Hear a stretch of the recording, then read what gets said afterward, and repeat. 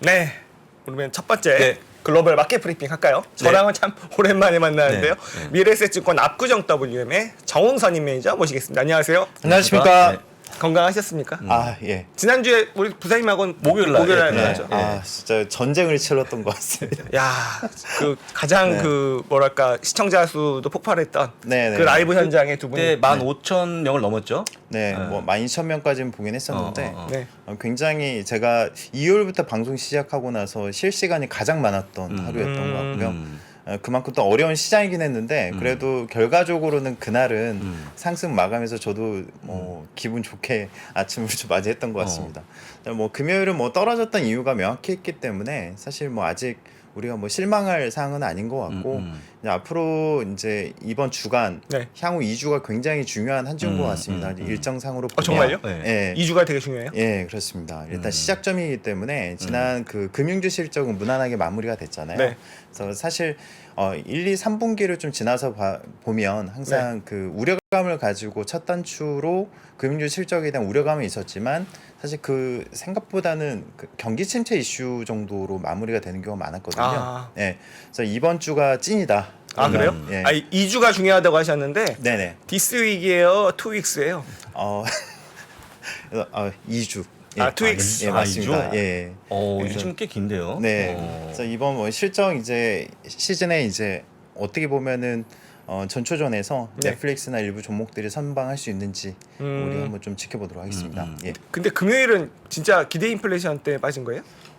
사실 뭐 기대 인플레이션도 있었지만 영국 관련된 영국 이슈가 관련된. 계속 좀 있는 상황이고요. 그거는 지금 네. 오늘 풀어줬던데 그러면 이제 네네. 오늘은 좀 기대됩니까? 지금 사실 선물이 지금 올라오는 이유가 네. 이유가. 예, 헌트 신임 영국 재무장관이 네. 중기 재정 정책을 발표할 것이라는 기대 때문에 많이 올랐었거든요. 네. 그래서 일단 미니 예산에 대한 더 많은, 그러니까 사실 이제 시장에서 기대했던 거는 뭐 부분 취소가 아니라 전면적인 취소, 그러니까 이전으로 되돌리는 상황 내에서 기대를 했던 부분인데 네. 뭐 이번 감세안의 핵심이 이제 소득세 및 법인세 부분을 취소는 했습니다.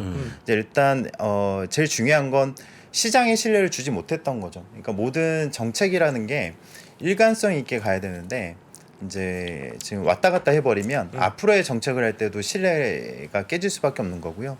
사실 이제 그보다도 사실 영국 이슈가 왜 이렇게 시장에 노이즈가 많으냐 네. 냉정하게 보면 그 규모가 너무 크기 때문입니다. 왜냐하면 영국이 2021년 무역 적자가 200억 파운드 정도 됐거든요. 근데 이제 예. 근데 이제 올해는 600억 파운드 정도 예상을 하고 있습니다. 적자가? 예, 무역 적자가.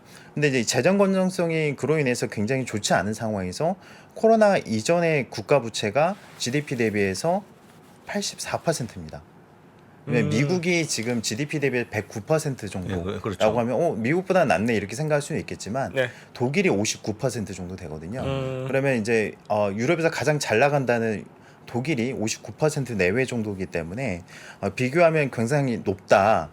만약에 이번에 LDI 관련돼서 익스포저로 생각할 수 있는 건 한 250조 정도 생각을 하고 있지만 네. 전체 LDI가 2,460조 정도 돼요. 그래서 우리가 사실 영국 이슈가 굉장히 크게 다가왔던 부분은 네. 과거 리먼 사태 때나 일부 그 우리가 서브프라임 모기지 사태 때도 예상치 못한 리스크들이 굉장히 크게 다가왔었다 이런 부분이고 레버리지 투자 자체는 뭐 2배에서 4배수 정도로 레버리지가 좀 가능했던 부분이거든요. 네. 그렇기 때문에 이게 어느 정도 파급 효과가 있을지 아무도 모른다는 거. 근데 이런 부분들이 굉장히 좀 불확실성이 있었고 특히나 지난주에 제이미 다이먼이 언급을 했죠. 네. 투자자들은 추가 금리 급등이 대비해야 된다. 네. 경험상 영국 이슈가 있고 나서 그러니까 현재 겪고 있는 일이 있으면 앞으로 비슷한 일들이 여러 생길 수가 있다는 이런 언급들이 좀 있었거든요. 네. 그 말은 레버리지가 계속해서 풀리게 되면 우리가 그 신흥시장이나 레버리지가 높은 헤지펀드 쪽에서 한번 터질 가능성이 있다는 거고요. 과거 그 경험치에서 보면 이제 어떻게 보면 지난 6월과 이번 하락의 공통점을 저는 누차 강조하지만 레버리지에 따른 디레버리징을 가면서 이런 부작용들이 수급적인 영향이 컸었고 펀더멘털과 다르게 좀 과도한 하락을 좀 이끌었다고 보고 있고 이게 이제 익숙해져야 된다는 거죠. 앞으로 영국뿐만 아니라 영국은 어떻게 보면은 만약 영국 하나만으로 끝나진 않거든요. 그러니까 그렇죠. EU에 가입돼 있지는 않지만 여기에 노출되어 있는 유럽은행들이나 이런 리스크들이 일부 좀 불거질 수가 있기 때문에 네. 이번 감산 이후에 추가적인 그 연기금 그리고 혹은 채권 관련된 금리들을 계속 좀 지켜봐야 된다 이렇게 좀 말씀드리고 싶습니다. 일단 제일 중요한 게 이번 주니까 이번 주니까. 예, 주간 디스 위기요? 투 윅스요? 지금 얘기하시는 거. 예. 지금 이제 지금 10월 셋째 주 네. 주간 일정을 한번 보도록 일정 하겠습니다. 일정 보겠습니다. 예. 월요일이니까 또 이런 거 중요하죠. 네. 한번 띄워주세요. 나오는데요? 한번 네. 띄워주십시오. 안 나옵니다. 네. 자, 그 월요일 뭐 월화수목금 중에 네. 제일 중요한 요일이 무슨 요일입니까? 전 수요일 테슬라. 예, 저도 수요일로 보고 있습니다. 정말요? 예. 수요일 날 잘 부탁드립니다. 채파고랑 수요일 날은 또 저기 네. 뭐 누구냐 이진용 선임 매니저 나오는 날이죠. 네네. 한번 보겠습니까? 네. 됐습니까? 뭐 화면 아직 좀 준비가 안 되는 것 공유해 같은데 주십시오. 일단 나오네요. 네. 나왔습니다. 예. 일단 실적들은 10월 17일에 BOA 그리고 넷플릭스와 인투이티브가 이제 10월 18일에 있고요. 10월 19일에 ASM의 테슬라, IBM, 램 리서치 등 실적 발표들이 좀 있습니다. 실적들로 보면 앞서 이제 뭐 언급을 하셨죠. 넷플릭스 같은 경우는 실적 발표 1, 2분기 가입자는 전분기 비해서 감소했지만 네. 뭐 7월 실적 발표에서 이미 3분기 신규 가입자 100만 명 정도 이를 걸로 좀 예측치를 내놓았었죠. 자, 일단 이번 실적에서 그 주목해야 될 부분은 넷플릭스가 유료 가입자 추이 그리고 광고 도입에 따른 매출 전망에 좀 주목을 해야 되지 않겠냐. 그러면 11월부터 광고 요금제 우리나라는 5,500원에 시작을 하거든요. 맞아요.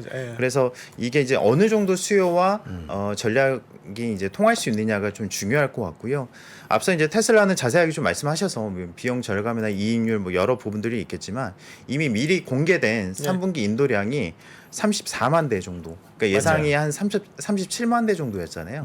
그것보다 좀 부진했기 때문에 이미 기대치는 좀 낮아져 있고 사실 이번 하락은 뭐 트위터 인수에 따른 오버행 이슈나 다른 부분들이 더 중요하다고 보고 있어서 지난 그 AI 데이 때 좀 실망했던 여러 투자자분들이 어느 정도 심리를 좀 올릴 수 있는지가 좀 관건이 되지 않을까 개인적으로 생각하고 있고요. 네.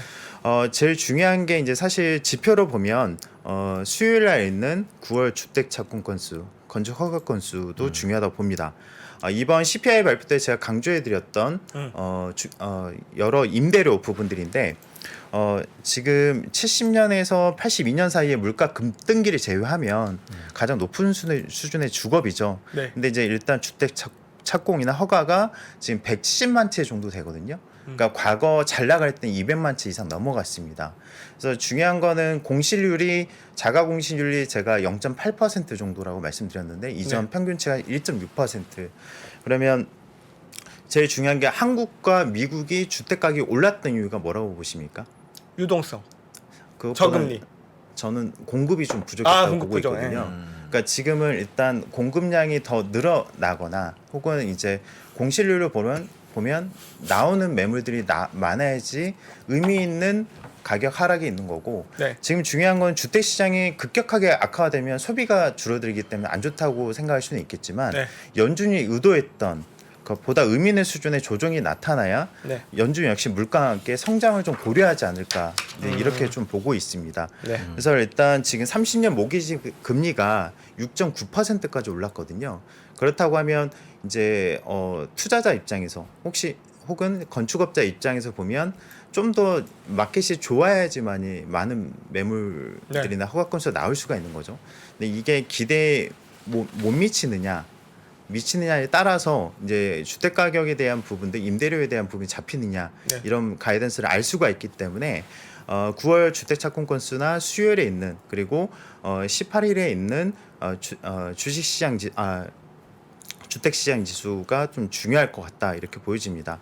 근데 저는 이제 후반으로 갈수록 지금 ASML이나 램 리서치 그리고 인텔 실적 발표들이 좀 있는데 제가 이제 반도체 관련돼서 굉장히 말씀드릴 게 많습니다. 지난주에 어플라이드 머티리얼즈가 4분기 예상 실적이 하향을 하면서 굉장히 좋지 않았죠. 네. 대중 수출 제한으로 인해서 25억 달러에서 55억 달러 정도 감소할 걸로 예상을 하고 있거든요.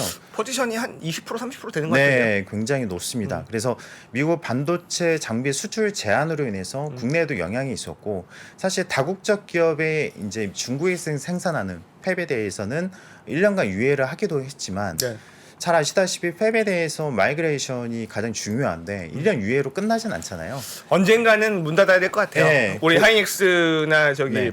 삼성전자 팹들이 네. 네네. 언젠가는 정리해야 되지 않을까. 이제 우시나 여러 공장 팹에 대한 부분들이 초고도 미세 공정으로 가야 되는 여러 공장들이 있는데 이런 부분들이 잘 제때 안 이루어진다면 아무 의미가 없는 거죠. 네. 근데 이로 인해서 장비주들은 좋지는 않았는데 뒤에서 좀 말씀드릴 거지만 메모리 업체들은 최근에 선방을 해주고 있다. 그쵸. 예, 미래 가격도 들어왔고 상대적으로 좀 미리 말씀드렸거든요.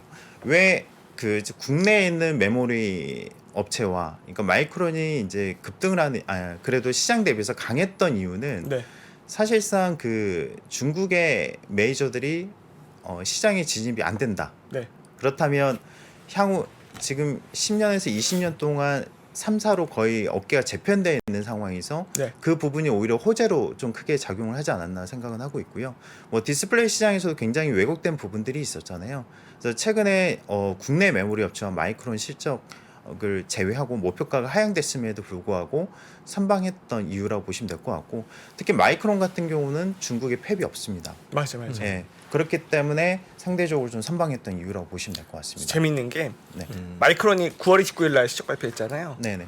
9월 30일 새벽에 우리가 봤단 말이에요. 예. 외국인이 삼성전자를 9월 30일부터 지금까지 하루도 안 쉬고 사고 있어요. 아 지금까지요? 네. 하이닉스는 이틀 전부터 9월 28일부터 하루도 안 쉬고 두 기업을 외국인들이 순매수를 하고 있어요. 근데 가장 의미 있는 이 PBR 1배 이하에서는 굉장히 이제 공격적으로 될 수가 있는 건 사실 이제 환율 부분만 어느 정도 풀린다면 이제 보는 시각이 좀 달라질 수 있는 거죠. 어차피 미국으로 공장을 다 이전하는 상황이고 어차피 인플레이션 감축법 때문에 10년 안에 중국에 투자를 못 합니다. 세액 네. 공제를 한번 받으면. 그래서 이런 부분이 재편되고 있다.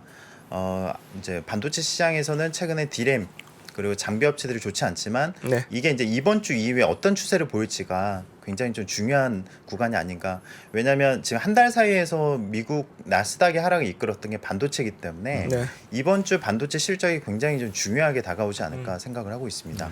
말씀하셨던 대로 받아들여야 될 것 같아요. 중국 네. 규제. 그러니까 명확해요. 피해 주는 장비주, 네네. 수혜 주는 우리나라 네. 업체들. 그렇지 않을까요? 그렇습니다. 근데 또 중기적으로 보면 어차피 미국 팹에 또 장비가 들어가야 되는 거잖아요. 네. 그러니까 중국에만 못 들어가는 거지. 사실 지금 DUV 장비나 일부 구형 장비 같은 경우는 뭐 별 의미는 없는 거고 어차피 메이저들은 뭐 TSMC나 이제 그렇죠. 삼성전자를 포함해서 일부 투자를 해야 될 파운드리 업체들은 정해져 있기 때문에 네. 이런 부분들을 참고하셨으면 좋겠습니다. 일단 이제 지난 금요일에 또 지표 발표가 있었습니다. 어떤 한번 거 이제 있었어요? 화면 한번 공유해 주시죠. 그럴까요? 네. 저건가요? 예. 소매 판매. 네. 9월 소매 판매 발표가 있었고요. 이제 일단 보시면은 전월 대비해서 0% 이제 상승으로 8.2% 정도 나왔습니다. 9월에. 네. 그래서 보시면 하나씩 제가 보여드리는 이유가 다 이유가 있습니다. 자동차 및 부품이 마이너스 0.4, 가구도 마이너스 0.7, 전자제품도 마이너스 0.8 정도 되거든요. 네. 이게 다 공통적인 게 뭘까요? 소비력이 떨어지면서 경기와 관련된 부분들. 그러네. 약간 예. 내구재 같은 것들. 예, 맞습니다. 예, 이런 부분들이 좋지 않았고 음식료나 헬스케어 잡화점 보십시오. 백화점이 1.3%나 증가를 했습니다. 최근 보면 물가지표 PPI 등에서 확인이 가능했었죠. 네. 경제지표에서 보여주듯이 경기와 관련된 품목은 부진한 가운데 대면 접촉과 관련된 부분이 개선되고 있다. 하지만 이제 대면 접촉 부분 품목들도 11월과 12월 이후로 또 지나가서 보면 금리 상승과 저축률 감소 등으로 인해서 좀 부진할 수 있는 점이 있다. 그래서 지금 현재 상황에서는 네. 연준의 목표, 그러니까 소비를 떨어뜨려서 인플레이션 낮추는 효과에서 소매 판매에 대한 부분들이 이미 나타나고 있고 네. 과거에 제가 두세 달 전에 한번 말씀을 좀 드렸던 게 레드북 지표가 내려가면서 선행 지표죠. 소매 판매. 그래서 이 지표들이 이미 내려가고 있었기 때문에 사실상 이 소비 쪽에 대한 부분들이 연준의 목표대로 가고 있다. 하지만 네. 연말 소비 시즌이 다가오고 있습니다. 아. 예. 그래서 일단 소매 판매 부분들이 지금은 연준의 목표대로 또 가고 있어서 이게 금요일은 호재로 작용은 했었거든요. 조금 둔화된 게. 네, 그렇습니다. 근데 연말 쇼핑 시즌 별로지 않을까요, 올해는? 그래서 이제 최근에 아마존이 부진한 이유도 네. 이제 그 부분들을 좀 반영을 좀 하고 있지만 그래도 이제 시즌성을 좀 감안한다면 일부 좀 돌아설 가능성이 좀 있지 않을까 생각은 하고 있고요. 그러니까 네. 만약에 이제 전월 대비에는 좋겠지만 항상 동일한 전년 대비 쇼핑 시즌 대비해서는 네. 좀 감소하지 않을까. 예, 그 부분도 좀 감안은 하고 있습니다. 하지만 이제 소비가 또 어느 정도 또 몰아서 올라간다면 네. 또 페드가 또 공격적인 발언들을 할 가능성이 좀 있으니까 그러니까요. 이 부분 한번 좀 참고해 보시고 이제 소비 기대 지수도 지금 56.2 정도 한 58에서 둔화가 되는 여러 항목들을 보면 세부 네. 항목 등은 경기 위축을 좀 보여주고 있다. 예. 이런 부분들은 좀 참고하실 필요가 있는 것 같습니다. 그래서 혹시 이 방송을 보고 계신 우리 버거 형님들 계시면 연말에 쇼핑하지 마세요. 우리 워리 형을 자극하지 마세요. 쇼핑하셔가지고 소매 지표가 잘 나오면 우리 또 파월 형이 또 금리 올립니다, 여러분들. 올 연말은 좀 차분하게 지나가셨으면 좋겠습니다. 그렇죠? 네. 그다음 예. 또 그다음 한번 넘겨주시죠. 뭐 연준이 형들 예, 말을 연준위원들 해주실까요? 발언이 좀 있었고요. 네네. 일단 지난번에 블레이너드 부의장이 경기 둔화 위험을 고려해야 된다. 그러니까 금리를 올리더라도 어느 네. 정도 좀 완화되는 스탠스들을 좀 보여줬던 반면에 우리 블러드 형님께서 또 좀 센 발언이 있었습니다. 연말까지 4.5%에서 4.75% 범위에 도달하는 것이 적절하고 추가 인상은 데이터에 따라서 다르다. 그러니까 이게 무슨 말이냐면 그러니까 11월과 12월에 우리가 75bp, 50bp 인상을 예상을 하고 있잖아요. 네. 근데 75bp 두 번을 먼저 인상을 하고 데이터를 보자. 한마디로 어차피 올릴 거 미리 다 올려놓고 인플레이션이 내려간 걸 보자. 이제 이런 마인드로 좀 얘기를 했던 것 같습니다. 그리고 이제 메리데일 샌프란시스코 연은 총재도 네. 물가는 후행적인 지표이기 때문에 놀랍지 않고 할 일은 지속해야 된다 주장을 했고 고용 시장과 소매 판매 아까 보여드렸던 게 둔화되고 있는 신호가 나오고 있다고 또 언급을 했습니다. 그리고 이제 에스더 조지 캔자스시티 연은 총재도 너무 빠른 인상을 원하지 않으면 시장 변동성이 있을 경우 정책 불확실성은 최소화해야 된다. 좀 완화적인 뭐 입장은 좀 있었는데 공통적인 사항들은 연준위원들은 100bp 등 공격적인 인상은 대부분 반대를 하고 있습니다. 네. 다만 너무 빠른 인상에 대해서 우려는 일부 위원들 중심을 하는데 제가 좀 우려하는 거는 과거 블러드 발언 이후에 파월이 입장이 두세 달 뒤에 같아졌습니다. 그러니까 예. 이게 뭐랄까 예언자예요, 예언자. 예, 예언자입니다. 지금까지 항상 네. 먼저 깃발 꽂은 대로 다 따라가게 돼 있어요. 그러니까 이제 이게 CPI 발표 이후에 제가 느꼈을 때는 인플레가 잡히지 않고 있다. 일단 올릴 때 이제 올릴 수 있는 한도를 다 올려놓고 일단 먼저 선제적으로 봐야 된다. 이렇게 좀 보고 있는 거고요. 과거에도 뭐 90년대도 마찬가지였죠. 결국에는 그로 인해서 경기 리세션이나 이런 부분을 막았던 부분이 있기 때문에 어떻게 보면 지금 판단이 또 맞을 수도 있습니다. 왜냐하면 먼저 올려놓고 일단 인플레를 잡고 그 이후에 금리 인하에 대한 부분들이 더 나중으로 보면 더 빨라질 수도 있기 때문에 그래서 일단 이 부분들이 시장에 좀 영향을 좀 미칠 수 있다는 거 좀 참고로 하셨으면 좋겠습니다. 아유, 저 진짜 블러드 형은 나중에 뭐 한 자리 할 것 같아요. 네네, 의장을 하든지 뭐. 차기 의장입니까? 그러니까 뭐 뭔가 하여튼 몸값은 지금 제일 높을 것 같아요. 진짜. 몸값은. 예, 예. 근데 저희가 욕을 많이 했는데. 아니, 그러니까 처음에 말도 안 되는 얘기를 하니까 저 형 뭐야 이랬는데 근데 대부분 맞죠. 다 맞아. 예, 다 맞고 신기해요, 있죠. 진짜. 예, 와, 다 맞고 있는. 무서운 형이에요. 제일 잘 맞는 그런 분입니다. 예. 그렇습니다. 그다음 또 무슨 얘기할까요? 네. 오늘 뒤죽박죽을 해서.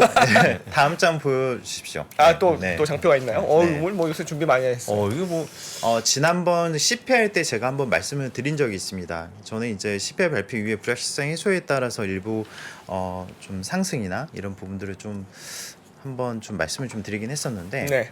일단 이 표는 과거 4번의 연준의 긴축 주기에서 네. 최종금리 인상 전 6개월과 3개월, 1개월 기간별로 퍼포먼스를 보여준 데이터입니다. 일단 지금 보면 커뮤니케이션 서비스가 6개월 전에 마이너스 4.69%, 이 중에서 가장 저조한 수익률인데 그러네요. 한 달 전에 1.49%로 바뀌었습니다. 그러니까 뭐냐면 테크와 통신 서비스, 자율 소비재에 비해서는 지금 밑에 있는 필수 소비재, 헬스케어, 유틸리티 등 보시면 필수 소비재만 보더라도 6개월 전에 1.98, 한 달 전에 1.95% 플러스를 계속 유지하고 있죠. 네. 그리고 유틸리티도 마찬가지입니다. 4.8%에서 4.5% 한 달 전까지 플러스 유지하고 있습니다. 하지만 가장 부진했던 섹터들은 그래도 극단의 3개월 이전부터 반등이 나오기 시작해서 올라오기 시작했거든요. 네. 최근에 그 인플레이션이 높아지고 시장 변동성이 확대됨에 따라서 헬스케어 업종이 굉장히 선방을 하는 편이죠. 우상향으로 그래도 한 달 이전까지 상승을 좀 유지하는 모습들이었고요. 과거 이제 95년, 2000년과 2018년을 보면 이런 부분들이 공통적인 사항이었기 때문에 우리가 그 기업들의 향후 가이던스나 일부 섹터에 대한 눈높이를 볼 때 만약에 블러드 형님의 말대로 0.75씩 두 번을 올려서 12월에 정점을 찍는다. 네. 그럼 우리가 과연 그냥 보고만 있어야 될까요? 그 사이에 또 기회가 생길 수가 있다고 저는 보고 있거든요. 어떤 기회요? 예를 매매할 수 들면 있는 게? 정점에 그러니까 어떻게 보면 가장 극도의 정점을 찍는 금리 인상의 단계 이전에 네. 한 달 전 정도에서는 시장이 일부 큰 하락과 동시에 또 바닥을 찍을 수 있다는 아우, 생각이 좀 예. 그만 좀 빠져요, 제발. 예, 힘들어, 생각을 힘들어. 좀 가지고 있고 그 이전에 시장은 반등이 나올 수가 있거든요. 아. 그러니까 이제 저는 이제 그런 관점에서 보고 있고 최근에 시장의 하락이 굉장히 언더퍼폼하고 있는 이유가 이제 그런 과정을 메이드에 가고 있는 게 아닌가 저는 이제 그렇게 좀 생각을 하고 있습니다. 일단 이제 기업들의 향후 가이던스 굉장히 중요할 거고 네. 10년물은 뭐 어차피 두 차례 FOMC 회의가 있는 만큼 추가적인 상승 여력이 있을 겁니다. 그러면 당연히 기술주나 이런 전반적인 변동성은 아직 조금 남아 있다고 보고 있고요. 네. 다만 경기 침체에 대한 부분을 적극적으로 반영하는 시기에서 10년물이 만약에 정점을 찍고 내려오는 구간, 과거 보면 60년대 이후에서 미국에서 발생한 8번의 경기 침체를 보면 10년물이 먼저 꺾이기 시작했거든요. 그렇죠. 그로 인해서 10년물이 꺾이면서 기술주 중심의 또 반등이 나올 수 있었던 거고요. 이제 이런 부분들을 보면 이제 꺾이면서 지금은 거의 비례해서 상승과 하락을 좀 이어지고 있기 때문에 이런 부분들도 좀 연결해서 좀 보셨으면 좀 좋겠습니다. 예. 어쨌든 정점이 몇 달 안으로 다가온 건 사실이잖아요. 네, 맞습니다. 길어야 6달. 네, 뭐 보통 내년 2월 정도로 예상들을 하면 4달. 네, 그죠? 맞습니다. 그 안으로 다가오고 저 아까 그 표 안으로 다가오긴 했어요. 네네. 그래서 거의 시점이 다가오고 있긴 해서 저 같은 경우는 이제 시장이 하락을 하면 사람들이 집중력이 잃거든요. 근데 제일 그렇죠, 중요한 맞아요. 거는 가장 큰 기회가 오고 있음에도 불구하고 단순히 지금 경기 침체야 뭐 계속 오늘 사기만 하면 더 떨어질 거야 이런 맞아요. 우려감이 있는데 가까운 시일에서 2018년도에도 마찬가지로 같은 심리이긴 했습니다. 뭐 중립금리까지 아직 멀었다고 해서 굉장히 큰 폭의 하락이 있었고 이제 그 이후에 어떻게 보면은 페드의 스탠스 변화가 있었기 때문에 반등이 좀 빨랐던 부분이 있긴 하지만 우리가 이제 어떤 그 변화가 있을지는 먼저 가늠할 수는 없는 거잖아요. 그래서 너무 부정적인 생각보다는 중립적으로 좀 볼 필요가 있는 것 같고요. 일단 그 테슬라가 이번 주에 실적 발표가 있었음에도 불구하고 지난주 금요일 크게 떨어졌어요. 많이 떨어졌어요. 너무한 거 네, 아닙니까? 네. 그래서 일단 배터리 셀 생산 계획을 보류했다는 소식들이 좀 있었고요. 이제 웰스파고에서 경기 침체, 네. 달러 강세 등의 부담으로 실적 부진을 언급을 했습니다. 그래서 사실 이제 목표가도 230달러로 낮췄죠. 280달러에서. 저는 이제 지난번 출연 때 좀 말씀을 좀 드렸던 이유가 사실 내년 경기 침체에 대한 부분 혹은 연말에 이미 경기 침체가 왔다. 뭐 지금 미국 경제학자들 같은 경우 63%까지 침체에 대해서 언급을 했거든요. 네. 과거 지금 어떻게 보면은 2020년 7월 이후로 보면 50% 이상 넘어간 경우가 거의 없었는데 63%까지 올라온 상황입니다. 그렇다 보면 내년 제가 중고차 가격이 하락을 하고 있고 신차 구매에 대한 수요가 일부 옮겨갈 거라고 저는 보고 있고요. 그리고 리튬 관련주만 보더라도 최근에 제가 올해에서 숨어 있는 가장 이제 제가 그래도 많은 투자자분들께 말씀드렸던 뭐 몇 종목이 있는데 지금 지난주에 리튬 생산 업체인 SQM이나 알베마르이 굉장히 많이 떨어졌습니다. 하루에 9% 8%씩 떨어졌거든요. 네. 근데 이게 왜 그러냐면 중국 내 9월 판매가와 판매량이 10% 하락을 했습니다. 예. 그래서 고공행진을 하더니만. 네, 중국 관련 사업이 일부 차질이 생기는 게 아니냐 좀 우려감들이 좀 있었고요. 이것도 마찬가지로 경기 침체에 대한 우려들이 좀 반영이 되고 있거든요. 그러니까 다른 건 몰라도 이제 어떻게 보면 전기차는 그래도 계속 성장산업이 좋을 거야 이렇게 생각할 수는 있겠지만 경기 침체가 막상 이제 피부에 닿기 시작하는 순간부터 어떤 가격이 높은 고마진 제품에 대한 수요는 확실히 좀 떨어질 수가 있고요. 최근에 이 부분들을 많이 반영을 했다. 하지만 이제 중국 탄산 리튬 가격이 매일 톤당 급등을 하고 있거든요. 근데 이 부분은 좀 별개로 좀 보고 있고 어떻게 보면은 타이밍적으로 보면 지금까지 버텨왔던 여러 자산군, 뭐 테슬라도 굉장히 선방을 했죠. 올해 자체로 보면 이제 버텼던 자산들이 그 어떻게 보면 마지막에 키를 좀 맞추고 있는 게 아닌가 좀 생각을 하고 있거든요. 그래서 지금 일단 그 연말 소비 시즌에 앞둬서 어떤 우리가 이제 모멘텀을 좀 가져야 될지 모르겠지만 지금 이번 주 그리고 다음 주에 마이크로소프트를 포함해서 일부 종목들에 대한 실적이나 네. 다른 가이던스는 굉장히 중요할 거고 그 중에 분명히 뭐 몇 종목은 굉장히 그 제2의 메타가 될 수 있는 불안감들이 지난주까지 굉장히 시장을 좀 어지럽힌 게 아닌가 저는 생각을 하고 있거든요. 근데 이제 달러 강세에 따른 부분들 때문에 그 부분이 좀 확신을 가지고 더 움직였던 거고 유라 약세가 기업 우리가 가장 선호하는 기업들의 이익을 계속 훼손하고 있다. 이걸 어느 정도 완충을 시킬 수 있지.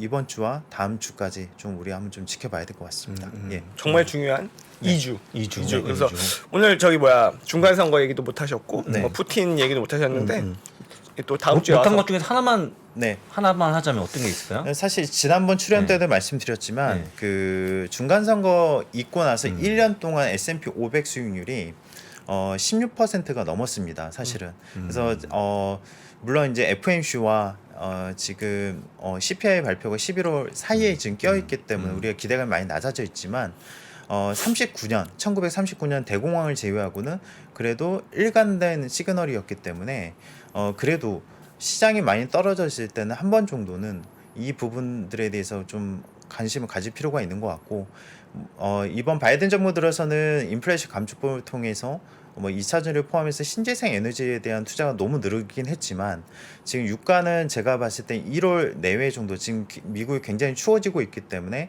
한파로 인해서 큰 생산 차질이라든가 뭐 수요가 늘어난다든가 여러 이슈가 있는 상황에서 전통 그 에너지주들이 이번 그 중간 선거 이후에 한 번 정도는 또 올라설 수가 있기 때문에 이 부분에 대해서도 최근에 또 많이 떨어져 있죠. 그래서 한번 관심을 갖고 좀 추세를 봐야 되지 않겠냐 생각을 하고 있습니다. 예.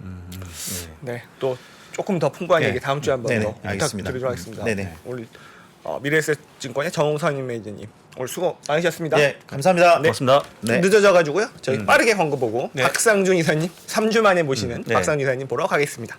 직주 근접의 레벨이 더 높아지는 겁니다. 서울의 중요한 회사들은 광화문에 많은데 여의도 거주자들 중에 제일 선호하는 자리가 반포예요. 네트워크가 강남이 제일 좋아요. 인생에서 계속 바뀝니다. 적어도 저는 한 6년에서 8년에 한 번씩은 결론을 내야 될 게 인생에 따라서 결혼을 했냐 안 했냐, 아이를 낳냐 안 낳냐에 따라서 많이 바뀌겠죠. 부동산 입지의 변천사를 한눈에 살피는 대한민국 부동산 부의 역사. 지금 서점에서 만나보세요.